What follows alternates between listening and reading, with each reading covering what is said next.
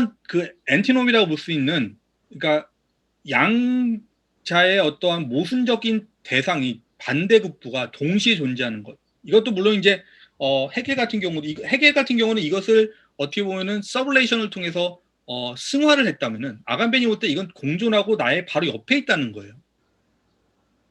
그래서 아간벤의 공동체는 그렇지만 정치 신학적 차원을 지는데 이게 이 부분이 재밌습니다. 뭐라고 하냐면 아간벤이 이건 베냐민의 어떤 그 어, 영향을 받은 거예요. 아간벤의 무의식 존재와 도래하는 공동체는 최후의 날 다음에 오는 나날들에 충만하게 도래합니다. 무슨 얘기냐? 구원이 왔어요. 메시아가 오셨습니다. 어제 끝났어요. 구원이 어제 끝났어요. 근데 나는 여기 있는 거예요. 그런데 이 구원이 끝나고 있는 우리들은 바로 아간벤이 얘기하는 새로운 도래하는 공동체가의 하나의 예가 됩니다. 지금부터 말씀드리는 거는 도래하는 공동체들의 어떻게 보면 26가지 예들이에요. 그 예 중에 하나가 최후의 날 바로 다음 날에 모인 어떠한 영혼들의 예입니다. 그래서 왜냐하면은 이 아간벤에게 사상이 가장 중요한 게 예거든요. 이그젠플이거든요. 아간벤이 중요시하는 예는 보편자, 특수자, 이율 위반에 걸리지 않습니다. 가령 빨간 존재가 아니라 예의 경우에는 빨갛다고 불리는 존재가 됩니다. 이제 아간벤 사상을 이해하는데 좀 어려우면서도 흥미로운 건 뭐냐면은 계속해서 어떠한 폼을 강조해요. 형태. 그것이 스펙타클이 되기도 하고 이미지가 되기도 하고 그것이 뭔가 붕 떠 있는 거예요. 초월적인 거기도 하고 내재적인 거기도 합니다. 근데 이 폼이라는 것이 실체성을 지니는 순간 폭력이 대상이 됩니다. 근데 이 폼이라는 것은 우리 인간의 하나의 그러한 언어 속에 들어간 인간의 하나의 표징이기도 해요. 그래서 그 예가 또 다른 예가 뭐냐면은 바로 인디언 전슨이 나오는 사기꾼 트릭스터라고 하죠. 그러나 카프카의 조수를 어시스턴스를 들 수가 있습니다. 이 카프카의 조수는 되게 흥미로운 개념인데 변신에 보면은 음악가들이 나옵니다. 갑자기 뜬금없이 음악가들이 등장을 해요. 그들이 갑자기 이제 잠자가 이렇게 하는데 뭐 그 악기를 연주합니다. 이런 존재들을 교수라고, 이거는 이제 들레즈의 그 카프카론에도 나오고 아드로노에 나오는지 좀 헷갈리는데 그 들레즈의 카프카론에도 조수가 중요한 역할로 나옵니다. 이 조수들 같은 존재들이 이 도래하는 공동체의 하나의 임의적 특이성들이에요. 이들은 캐리컬처처럼 존재하고 어떠한 역할을 담당하지만 이들의 실체는 없어요. 본질도 없고. 바로 이러한 실체 없고 본질 없는 존재들을 찾아가는 게 아간벤의 사상의 특징입니다. 또 다른 예로 아간벤은 지금 계속 예를 통해서 이 도량 공동체를 설명하는 건데 또 하나의 예가 바로 이 고성소에 있는 존재들이에요. 이거는 아까 말했던 구원 다음 날 존재하는 이들의 공동체와 똑같습니다. 토마스 아퀴나스의 고성 림보라고 하죠. 그래서 존재를 예를 드는데 고성소는 원죄 위에 아무 죄도 없이 세례받지 못하고 죽은 아이들이 가는 곳이에요. 이들은 지옥의 고통을 받지 않으면서 신의 비전을 영원히 받지 못한 벌을 받습니다. 그러니까 이들은 구원의 대상이 안 돼요. 또 신의 비전을 받지도 못합니다. 그러나 재밌는 건 이거예요. 이들은 신적 비전의 박탈로 인해서 오히려 자연스러운 즐거움을 누립니다. 내추럴 조이를 누려요. 왜? 나는 기대할 것도 없고 나는 그냥 같이 함으로써 즐거운 존재들이에요. 구원에 대해서 앵자이티가 없습니다. 이들은 신이 그들을 잊었다기보다 그들이 신을 잊고 명멸할 수 없는 환희로 충만합니다. 아간벤은 정치 신학적이지만 아간벤의 프로젝트의 가장 그 중요한 측면 중에 하나는 신학의 제거예요. 완벽한 세속화를 바랍니다. 완벽한 세속화가 가능한 공동체는 바로 이와 같이 구원 다음 날 오는 그런 공동체나 아니면 이 고성소에 모인 사람들이에요. 이 사람들은 구원을 받을 이유도 없고 구원받을 생각도 없습니다. 이들은 행복해요, 그냥.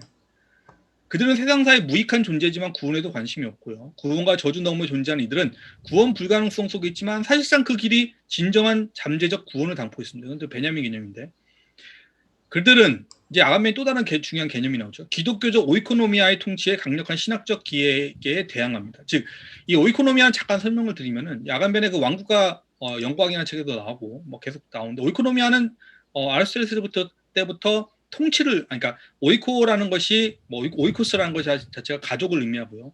그러면서 어떤 통치를 얘기합니다. 이게 오이코노미아가 나중에 근대 이후에 되면 디스포지티브 에퍼러스라 불리는 장치가 됩니다. 그래서 이 아간벤이 장치란 무엇인가라는 논문에서도 이거를 쓰는데요. 어쨌든 오이코노미아가 현대 통치의 기본이에요. 근데 이 통치의 기본이 오이코노미아는 또한 이코노미이기도 합니다. 근데 이 그러니까 우리의 그런 통치 기반인 민주주의라든지 혹은 대의민주주의라든지 혹은 어떠한 경제 체계 자체가 자본주의 경제 체계 자체가 사실은 알고 보면은 이 오이코노미아라 불리는 고대로부터의 어떠한 통치 체계로부터 왔다는 게 아간벤의 주장입니다. 그리고 이건 신학적이란 거예요. 정치 신학적이란 겁니다. 근데 여기서 벗어난 존재들이 바로 이 고성소의 존재들이에요. 이들의 특징은 심적 정의와 관련된 고성소의 무감함과 연결되고요. 이들은 또 다른 표현을 하자면 카프카를 굉장히 좋아하는데 카프카의 유형지에 있는 자유로워진 기결수예요. 카프카의 그 유형지에서라는 그 단편 있잖아요. 거기 보면 그냥 자유로운 존재들이에요. 이제 더 이상 이미 처벌을 받았기 때문에 더 이상 벌을 받을 필요가 없습니다. 그냥 자유로운 거예요. 최후의 날 이후에 있는 이들의 지상에서의 삶은 단순한 인간의 삶이고요. 이 삶은 양씨가 무의라고 부른 그런 삶이며 구원 다음에 목적이 사라진 탈창조, 디크리에이션의 시간 속 삶입니다. 더 이상 목적적이고 진보란 건 없다는 거예요. 그래서 아간벤은 낭시의 내재성과 저항과 유사하게 내용을 통한 공동체 형성을 저항합니다. 라면서 하는데 또 재밌는 건 뭐냐면은 이 도래하는 공동체는 자리 잡음으로서의 공동체의 참여로 이루어지는데 이 자리 잡음은 낭시와 다르게 늘 선과 악의 윤리의 문제 연결됩니다. 이 존재 윤리학이 중요하거든요. 그러니까 이런 공동체의 선이란 게 뭐냐는 거예요. 선이란 거는 악의 잠재성을 모두 아우르는 게 선이란 겁니다. 모든 악의 잠재성을 포괄해줘야지만이 선이 발생하는 것이지 선이 악을 규정할 수는 없다는 거예요. 그러면 또 다른 얘기로 악은 또 무엇이냐? 이 공동체에서 악이란 건 바로 잠재성이 없는 상태예요. 선은 무엇이냐? 모든 잠재적 악을 다 내 옆에 두는 것, 이웃에 두는 것입니다. 그러면서 이제 아간벤이 또 재밌는 얘기를 하는데 뭐냐면은 게헤나를 얘기합니다. 이건 이제 탈무드에 나온 거라고요. 유대교. 아간벤이 유언한 탈무드에 따르면 인간에게 두 개의 사후세계가 있는데 하나는 에덴이고 우리가 죽어서 착하면 에덴으로 가겠죠. 또 하나는 게헤나입니다. 지옥이에요. 일종의 빛과 어둠의 싸움으로서 에덴의 의로운 자가 무죄를 받아 위치하게 되면 바로 그 순간 게헤나에는 불의한 자가 유죄를 받아 자신의 자리를 받게 됩니다. 즉 내가 착해가지고 에덴을 가면은 바로 그 옆에 게헤나가 열려요. 그래서 불의한 자가 갑니다. 즉 동시에 열리는 거예요. 선의 에덴과 악의 게헤나는 동시에 두 자리 함께 발생하고요. 이 공통장소는 각각 특이성을 도래하는 장소로서 무엇이든 존재가 속한 장소입니다. 즉 또 다른 얘기를 하면 국민의 옆에는 난민이 있는 거예요. 국민의 자리가 열리면 난민의 자리가 동시에 열립니다. 이 경계를 없애는 게 아간벤이 생각하는 어떠한 정치 어떠한 그 과제죠. 그래서 공통장소로서 이웃을 의미하는 것이 아지오라고 하는데 이거를 쿼르벳이라고 연결시키고 또 영어로 이즈라고 합니다. 즉 편안한 장소의 영어의 이지의 원래 표현이 라틴어로 아지오라고 한다고 그래요. 는 재원 불가능한 공간의 대명사입니다. 아조는 또 다른 표현은 아조라고 하는데 이 아조는 이웃하는 장소이며 각각이 자유롭게 움직이는 빈 공간, 공간적 가까움이 시간적 유리함과 맞다, 편안함이 올바른 관계와 맞다는 어떤 의미론적 성자의 음지하기 필요한 공간, 무슨 얘기인지 모르겠죠. 아간벤이 볼 때 유일한 윤리적 경험은 잠재성, 이게 중요한 것 같아요. 잠재성의 경험이며 가능성이 된다는 것. 즉 모든 형상에 자신의 무형상을, 모든 행위에 자신의 무의를 노정하는 것이 된다. 바틀비가 딱 그런 현상이죠. 악은 이에 비해 실존의 결함 속에 남겠다는 결정으로 현재가 아닌 잠재성의 힘을 실체로 전유하겠다는 것, 혹은 인간 실존의 가장 적절한 양태인 잠재성 자체를 억압해야 될 잘못을 여기는 것에 있게 됩니다. 아간벤이 봤을 때 윤리적 악은 현상만을 전유하고 잠재성을 인정하지 않는 선택들이며 모든 행위에 목적을 두고 의미를 부여하고 의지를 통해 목표 달성에만 초점을 둔 행위들에서 나옵니다. 이게 이제 윤리적 악이에요. 즉 에덴만을 목적으로 두고 게헤나를 인정하지 않고 이웃함으로써의 아조의 잠재성을 인정하지 않는 것이 윤리적 악입니다. 즉 나라는 국민 옆에 난민이 있음을 인정하지 않는 것, 그리고 그 난민의 공간이 빈 공간이고 내가 어느 순간이라도 난민의 공간으로 들어갈 수 있다는 걸 인정하지 않는 것. 타자가 들어올 공간을 인정하지 않는 것. 이것이 악이란 거죠. 악은 잠재성, 습성, 제스처, 완벽한 세속화를 해체될 수가 있습니다. 이게 아간벤의 목적이에요. 잠재성을 밝히고 습성을 밝히고 제스처를 밝히고 완벽한 세속화를 통해서 하는 겁니다. 습성에 대한 얘기를 하는데 이건 좀 넘어가도록 할게요. 습성은 뭐냐면은 흐른다는 거예요. 내가 타자의 공간에서 나에게 올 수 있는 것, 내가 타자로 갈 수 있는 것, 이 가능성을 얘기하는 겁니다. 그렇다면 재밌는 부분 이제 마지막으로 이 재밌는 부분 이거예요. 그렇다면 이 짧게 흘러가는 어떤 형태의 현실에는 어떤 모습일까? 여기서 아주 아간벤은 특이한 얘기를 합니다. 이제 기디보로의 그 스펙타클 이론으로 가는데 인간 육체가 상품화되는 현대 광고에서 어떤 이중성을 봅니다. 인간 시체를 교환 가치의 대상으로 즉 패티시로 만드는 자본주의는 역설적으로 기독교 전통에서 신학적으로 부여해온 표현할 수 없는 아름다움의 낙인으로 해방시킵니다. 뭔 얘기냐? 이 광고에 나오는 아무런 그냥 형태만 있는 존재, 우리에게 사랑스러운 존재. 광고에 나오는 사람이 이쁘잖아요. 대부분 안 그런 경우도 있지만 그 아름다운 존재가 나에게 드러나는 경우, 이미지잖아요. 그냥 그 경우 우리는 그 오랫동안 우리에게 진선미를 강요해왔던 기독교의 신성한 아름다움을 벗어던질 수가 있는 거예요. 이중적입니다. 이게 좋다는 얘기는 아니에요. 그렇지만 기술 복제 시대의 예술과 마찬가지로 아우라가 없어진 복제품과 마찬가지로 이 광고 속 이미지들은 우리에게 오히려 완벽한 세속화를 강요하게 만듭니다. 성스러움의 옷을 벗어던지게 만드는 거예요. 후기 자본주의 인간 신체의 상품화는 물론 스펙타클에 불과하고 긍정적 현상은 아니지만 이 스펙타클은 오히려 뿌띠 브로자를 통한 모든 계급의 통일을 얘기하는 굉장히 흥미로운 얘기인데 뭐라고 하냐면은 아간베는 이미 이 세계는 계급이 없어졌다는 거예요. 오직 고동소에 남아있는 사람들처럼 뿌띠 브로주아들의 즐거움만 남아있습니다. 그래서 신체는 이제 무엇이든 몸으로 바뀌었습니다. 뭘 통해서? 광고를 통해서, 이미지를 통해서. 맨날 카톡이나 있는데 올리는 우리의 사진들 통해서 이미지가 된 거예요.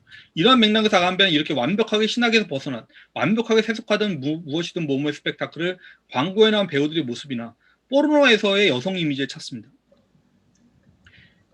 그러니까 어떠한 포르노그래피에 나오는 여성이나 남성들의 모습은 일종의 인간의 어떤 주의상실을 보이는 것 같지만 사실은 그거는 근본적으로 이미지에 불과한 거거든요. 현실성이 없잖아요. 근데 그런 모습들이 어떻게 보면 인간의 성스러운 옷을 낱낱이 벗어던지는 모습이라는 거죠. 이 모습들은 무엇이든 존재의 모습이며 신의 형상에 따라 만들었다 인간 신체를 완벽하게 벗어나 보입니다. 즉 인간의 신체가 신을 따라 만들었다는 이 사고조차도 벗어던지게 만드는 거예요. 스타킹을 신은 그러면서 이제 아간벤이 얘기하는 게 스타킹을 신은 여성의 광고성 모습을 얘기합니다. 그건 무엇이든 존재의 모습으로 완벽하게 스펙타클화되어 있다. 하면서 디보로의 스펙타클과 들레즈의 기가놈 신체를 연관시키며 뭐라고 하냐 아간벤이 유일무이한 자연의 소통이 될 수 없는 이질성은 스펙타클로 매개화됨으로써 지향되어 있으며 유기적 신체의 필면성은 상품이라는 기관 없는 신체와의 성교로 인해 의심받고 있으며 성생활의 친밀성은 포르노그래피로 반박되고 있다고 논합니다. 가령 예를 들어서 이런 모습들인 거죠. 현대 인간의 모습은 바로 이런 모습이란 거예요. 마네킹들만 잔뜩 있는 이런 모습들. 그죠? 그러나 이들은 사랑할 수밖에 없는 존재들이 이미적 특이성을 지니고 있습니다. 이들의 모습이 결국 우리의 모습이에요. 우리의 모습에 덧씌워진 형상들과 스펙타클입니다. 그러나 이 무엇이든 존재로서의 모습은 아간벤이 긍정한 건 다시 말하지만 절대 아닙니다. 개인화는 어디까지나 개인화이고 지옥은 지옥이고 무엇이든 존재는 긍정적 존재가 아니며 도래하는 공동체는 긍정적 공동체가 아닙니다. 이게 좀 중요해요. 많은 사람들이 헷갈리는데 호모사피는 절대 긍정적이지 않으며 예의 상태도 긍정적이지 않고 도래하는 공동체도 긍정적이지 않습니다. 아간벤은 조회를 찾으려고 하는 게 아니에요. 아간벤의 무언가 어떤 개념이 윤리적으로 혹은 정치적으로 더 우위에 있다는 건 거짓말입니다. 그런 거 없어요. 아간벤이 봤을 때 뭐냐면 현사실적으로 우리가 스펙타클 속에 살아가면서 그 스펙타클 속에 있는 우리의 모습 그냥 그 자체가 그냥 그것만 보는 겁니다. 그래서 아간벤은 기술화된 것은 육체가 아닌 늑체의 상이다. 그러므로 광고성 찬란한 얼굴들은 어떤 가면을 지나지 않으며 그 가면 뒤에 이게 중요한 거예요. 그 가면 뒤에는 즉 이 아름다운 형태로서의 인간들의 가면 뒤에는 연약하고 빈약한 인간의 육체가 보잘것없는 목숨을 부지하고 있는 것이고 기하학적으로 배치된 소녀들의 광채는 아까 봤던 그림과 같은 수용소에서 죽음을 당해 길게 늘어진 익명의 벌거벗은 몸과 고속도로에서 매일같이 난도질 당하는 수천 구의 육신을 가리고 있는 것이라고 비판합니다. 즉, 이 그림 뒤에는 바로 우리가 죽어가는 시체들이 가득 쌓여 있다고 보는 거죠. 또한 야간배는 자본주의와 스펙타클의 영역을 한정하고자 인간 본성의 역사적 변동을 전유하는 것, 그리고 이미지와 육체를 더 이상 분리할 수 없는 공간 속에 연결한 것. 제가 잘 이해한 건지 시리가 왜 켜졌냐? 하는 인간 본성의 역사적 변동을 전유하는 것, 그리고 이미지와 육체를 더 이상 분리할 수 없는 공간 속에 연결시키는 것. 이로써 자신의 자연이 유사성의 임의적 신체를 구축하는 것. 이것이야말로 인류가 몰락하는 상품으로 끄집어내야 할 자산이다. 흡사 곡하는 부녀자처럼 상품을 무덤까지 따라다니는 광고와 포르노그래피는 새로운 인간 육체의 탄생을 부지부식간에 도와주는 산파들이라고 얘기합니다. 굉장히 문학적이죠. 아간벤의 주장은 모호합니다. 그러나 광고 속 스펙타클과 무엇이든 존재가 선과 악을 나뉘기 쉬운 어떤 공동체에 대한 논의를 제4망을 통해 드러낸다는 점은 유의미합니다. 아간벤에게 호모사케나 예의상은 모두 제4망이고요. 조예와 비오스의 교차된 배제와 포함의 변직법이 발생하는 호모사케르와 법의 법 없음의 변직법을 도출한 예의상황은 모두 긍정과 부정에 잠재적으로 포섭되지 않은 현상입니다. 제스처나 광고 속 이미지 같은 본질 없는 순간 형태의 순간적 모습과 습성은 모두 몰윤리적인 현상입니다. 이 현상들은 성과 속, 본질과 실존, 목적과 수단의 변직법의 산물이며 이 변직법을 또한 근본적으로 해체합니다. 가령 육체가 성과 속으로 이분법적 광고 변직법에 걸릴 때 광고 속에 소비된 육체는 아까 얘기했듯이 그 순간 아부그라다비의 제수들의 벌거벗은 몸이 됩니다. 그에 비해 포르노에 나오는 연기하는 신체들은 스펙타클로서 실제 벌어지는 고문과 끔찍한 현상들의 무의미와 무가치와 비윤리적 토대를 드러납니다. 고문당한 신체들의 근원에는 육체의 신성함에 대한 매혹이 숨겨져 있습니다. 뭐 스너프 필링 같은 거 있잖아요. 고통을 견뎌내는 신체의 숭고함에 대한 묘사에 대한 매혹은 실제 고문에서 이루어집니다. 그러나 그 매혹은 어디까지나 포르노에서 보듯이 스펙타클의 차원에서만 가능할 뿐입니다. 영원히 죽지 않고 고통받고 향락하는 신체에 대한 환상은 스펙타클의 차원입니다. 뭐 사드라지 마조가 그렇겠지만 스펙타클은 우리의 잠재성을 보여줍니다. 현실의 잠재성에 대한 사유는 윤리의 시작입니다. 정치적 측면에서 스펙타클은 도래하는 공동체 현상입니다. 아간벤 다른 책에 나오듯이 통치가 이미지를 통해 이루어지고 포퓰리즘을 기반한 대의민주주의가 스펙타클의 장이 되는 모습은 오이코노미아의 현대적 양태들입니다. 정치는 신학과 광고 속 이미지들로 인간의 육체를 스펙타클로 만들었습니다. 마찬가지로 바다에 떠있는 난민의 모습이나 기아에 빠진 아프리카 아이들의 모습은 인권이나 허울 아래 국제단체들의 돈주머니 역할을 하는 이미지에 불과합니다. 아간벤에 따르는 스펙타클은 역사 속에서 뿌띠브로자 역할과 유사합니다. 계급 관점에서 인간의 역사를 사유한다면 오늘날 우리는 더 이상 사회적 계급이 없고 모든 과거의 계급들은 뿌띠브로자로 용해됐다 보아야 될 것입니다. 이들의 저급한 향락과 저도 포함되죠. 패션과 모드와 욕망은 스타킹 광고 속 소녀들처럼 사실상 과거의 계급론을 모두 무시합니다. 이제 이 뿌띠브로자들의 세계를 유산으로 받아들이며 인류가 니힐리즘에서 생존할 수 있는 유일한 계급 형태가 되었습니다. 아간벤은 파시즘과 나치즘이 이런 점을 분명히 알아채었을 것이라고 봅니다. 전 세계적인 뿌띠브로자들은 아마도 인류가 자신의 파괴하고 있는 형식입니다. 그러나 뿌띠브로자들은 인류 역사에서 이전에 보지 못한 새로운 공동체를 만들어냈습니다. 이들은 본질이 없이 형태만 있으면서 실제 벌어지는 가난과 계급적 폭력이 오히려 역으로 드러납니다. 이들은 역사 속 계급의 예로서 계급을 해체하는 계급성을 보여줍니다. 무엇이든 공간에서 존재해서 무엇이든 특이점에 비어있음을 문지방으로 추구합니다. 따라서 그러니까 문지방이라는 개념이 계속 나오는데 나의 바로 옆에 있는 그 빈 공간과 나 사이에 있는 어떤 문지방이죠. 따라서 무엇이든 빈 공간을 포함하는 특이점을 유한한 특이점이며 그럼에도 불구하고 개념이 따라 비결정적인 겁니다. 그러나 이들은 또한 국가 장치에 거의 다 했습니다. 포획되지 않는다. 이들은 주권의 논리를 거부합니다. 이 공동체는 어떤 운명도 본질도 없으며 잠재성을 지니고 있습니다. 아간벤의 철학을 한마디로 정의하자면 잠재성 철학이죠. 바틀비아 같은 걸 할 수 있습니다. 이제 마지막 얘기를 하겠습니다. 아간벤은 잠재성이 지닌 메시아의 속성을 아주 사소한 이동으로 설명. 이게 굉장히 재미있는 개념이 나옵니다. 발터 베냐민이 블로우에 얘기했고 블로우가 흔적들에 남겨놓은 이 어네스트 블로우를 얘기하죠. 메시아 왕국에 대한 우화가 나오는데요. 아간벤이 직접 쓴 글에 나옵니다. 한 랍비에 따르면은 메시아의 왕국은 건립하는 것은 모든 것이 파괴되고 다시 만들 필요가 없다고 얘기합니다. 즉, 이 세계의 구원은 이 세계가 완전히 멸망하고 다시 건설될 필요가 없다는 거예요. 오히려 눈치 못 챌 정도로 아주 조금씩 모든 것이 조금만 이동하면 된다는 거예요. 지금 있는 그대로고 약간 눈에 보이지도 않게 약간만 이동한 세계가 구원된 세상이라는 거예요. 그러나 이 일은 인간에게 너무나 어려운 일에 메시아가 필요하다고 얘기합니다. 베냐민은 이것을 옮기며 도래하는 세계가 모든 것은 현재 그대로지만 아주 약간 다른 곳이 되는 것. 즉 잠재성이 발휘되는 아주 작은 사소한 움직임이 있는 그곳이 구원의 세계라고 얘기하는 거죠. 그러나 이 사소한 이동은 사물의 상태가 달라진 것이 아니라 사물의 의미와 한계의 변화를 부르고요. 그런 사물 속에 일어나는 것이 주변부, 즉 모든 것이 자기 사이의 아지오의 공간에 일어납니다. 아간벤의 이 사소한 이동이 도래하는 공동체의 잠재성이며 또 완벽한 세속화의 길이기도 합니다. 완벽한 세속화는 교환가치의 패티시가 된 사물들을 현재 모습 발생한 것이 아니라 그 잠재성 속에 있는 새로운 사용으로 변환시킬 가능성이 나옵니다. 그래서 이 사용이라는 개념에 대해서 또 아간벤은 굉장히 강조를 많이 합니다. 이런 세속화는 제스처, 연구, 놀이, 축제를 통해 이루어진다는 거죠. 그래서 모던 타임즈에서 그 제스처라는 채플린의 모습 같은 게 대표적인 거라고 볼 수 있습니다.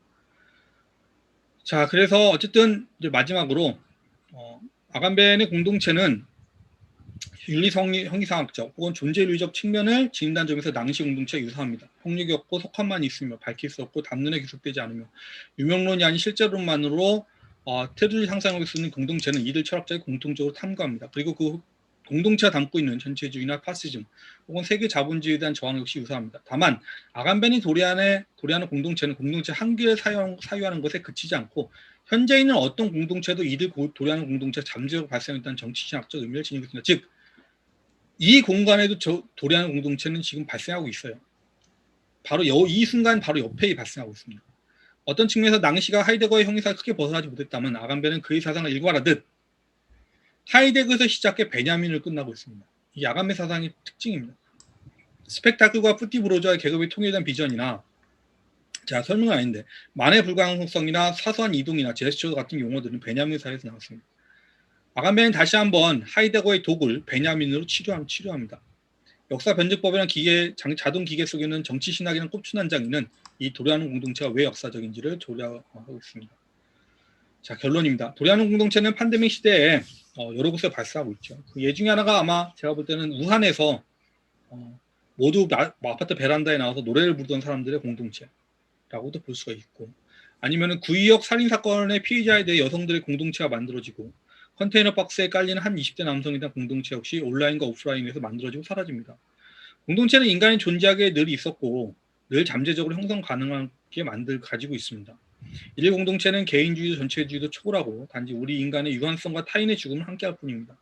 공동체에 갑자기 속하게 된 개인들의 정치적 성향이나 목적성은 크게 중요하지 않습니다. 그저 함께 있을 뿐이고 어떤 정념을 나눌 뿐입니다.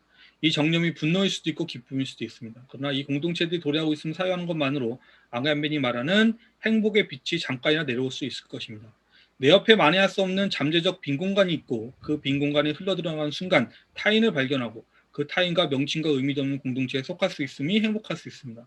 마찬가지로 그 공동체 안에는 구원도 역사의 종말도 이미 다 이루어진 세상의 행복함 역시 발견할지도 모릅니다. 비록 그것이 멜랑콜에서 나온 사유의 증상이라 할지라도 나가면서 글을 마쳤습니다. 끝났습니다.